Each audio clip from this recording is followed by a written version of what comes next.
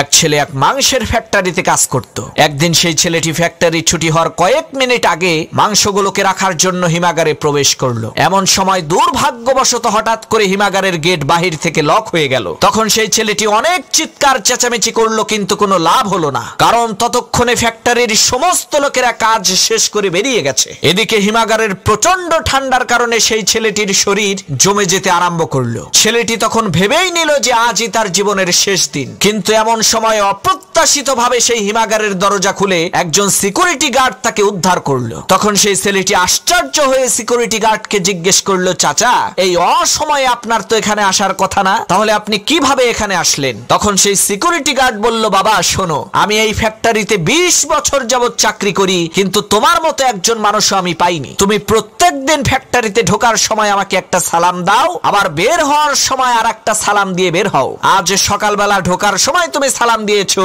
কিন্তু বের হওয়ার সময় তোমার সালামটা আমি পেলাম না।